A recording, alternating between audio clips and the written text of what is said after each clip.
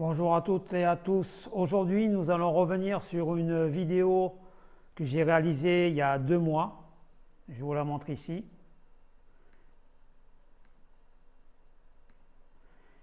Qui s'intitulait « Ils vous volent avec le Bitcoin, j'expose la vérité sur les influenceurs ». Aujourd'hui, nous sommes le 14 septembre. Je vous affiche le cours du Bitcoin tel qu'il était à cette époque-là. Donc je vous avais tracé une résistance ici en rouge, que vous voyez, et je vous avais expliqué qu'il y avait 3 possibilités. Soit le Bitcoin cassait à la hausse cette résistance et s'envolait, soit il cassait à la hausse cette résistance, puis cette résistance devenait support et le cours allait s'effondrer. 3, le pire des scénarios, que les institutionnels ont tendance à privilégier, c'est des allers-retours autour de ce point clé. Alors, si on regarde l'évolution du Bitcoin, vous verrez que c'est le scénario 3 qui s'est déroulé. Alors vous voyez ici que ce qu'on appelle les baleines, ce sont les gros investisseurs au niveau du Bitcoin, c'est-à-dire les investisseurs réguliers qui achètent des énormes quantités de Bitcoin. Leur surnom au niveau des marchés, c'est les baleines, comme les baleines, les cétacés, les mammifères marins. Parce qu'ils se nourrissent, le mammifère marin se nourrit de plancton, d'énormément de plancton.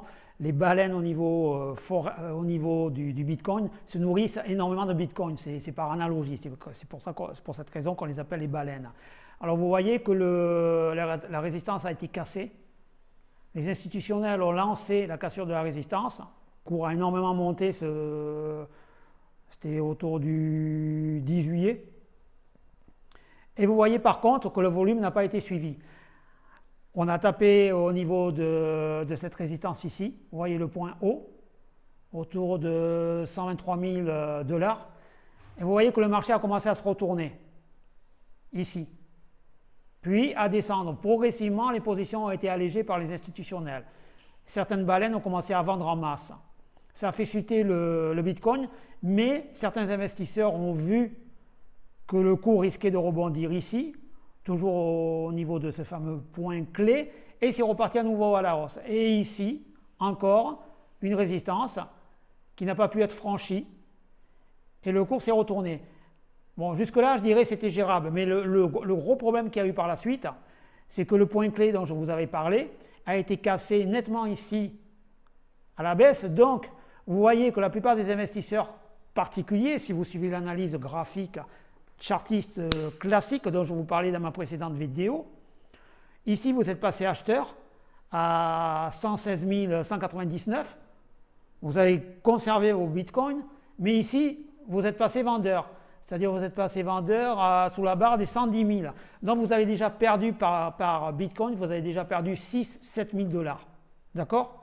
Donc là, le Bitcoin est reparti à la hausse, vous êtes repassé acheteur, là vous étiez vendeur autour des 110 000, là vous repassez acheteur ici à ce niveau, au-dessus des 110 000, là vous repassez vendeur parce que c'est à nouveau cassé, alors là vous êtes vendeur autour des 107 000, et là vous repassez encore au niveau acheteur, puisque ce point T est passé, et là vous repassez au niveau vendeur, là vous repassez encore acheteur. C'est ce dont je vous parlais, les investisseurs, les gros investisseurs, les institutionnels vous manipulent, c'est-à-dire ils font du yo-yo autour de ce point clé. N'oubliez pas, c'était le scénario 3 dont je vous avais parlé, je vous avais dit, c'est le plus probable qui puisse arriver. Et en fait, vous vous faites manipuler. Vous achetez, vous vendez, vous achetez, vous vendez, vous faites sans arrêt des allers-retours. Et à chaque fois, vous perdez, vous perdez, vous perdez. Et n'oubliez pas quelque chose, si vous perdez 50% par exemple de votre portefeuille, il ne suffit pas de regagner 50% pour rejoindre le point initial. Si vous perdez 50%, il vous faut 100% de gain pour récupérer votre mise. Et là, c'est ce qui se passe. À chaque fois, vous perdez 7 000, 7 000, 6 000, 5 000, 4 000. Donc, pour récupérer tout cet argent, vous devez absolument confirmer un scénario. Là, le scénario que vous devez confirmer, c'est le scénario haussier. Alors, il est en train de se mettre en place. Si le Bitcoin démarre comme une fusée, c'est un petit peu le cas, mais vous voyez ici, il n'a pas clôturé au niveau du point le plus haut. Hein. Il a un peu redescendu, il est un peu au niveau, enfin, c'est pas, C'est pas du tout comme là, c'est pas un chandelier franc. Donc ce qui risque de se passer, il risque encore de faire le yo-yo. Et s'il fait le yo-yo, vous perdrez encore de l'argent. Donc si vous avez de la chance, si les institutionnels et les baleines dont je vous parlais décident de monter le Bitcoin très haut, vous allez récupérer vos pertes. Mais si ce scénario continue à perdurer, vous allez perdre énormément d'argent, vous ne récupérerez pas. Donc méfiez-vous, c'est ce que je vous ai dit, méfiez-vous de l'analyse chartiste, méfiez-vous de l'analyse graphique, ayez un bon money management, investissez que l'argent que vous pouvez perdre. C'est-à-dire sur un portefeuille lambda, moi je vous conseille de mettre 5% sur le Bitcoin, pas plus. 5, si vous aimez le risque, vraiment le risque, mettez 10%, mais n'allez pas au-delà. Si vous mettez 10 000 $, c'est-à-dire vous pouvez acheter une part de Bitcoin, ces 10 000 $, vous considérez que vous les avez perdus et vous laissez courir la position. Ou alors vous vous amusez à faire des allers-retours, mais vous allez vite voir que vous perdez de l'argent. Donc en résumé, personne ne sait dans quel sens va aller le Bitcoin, sauf, comme d'habitude, les institutionnels. Et ça, il faut bien que vous le compreniez. Donc, ayez un money management très serré.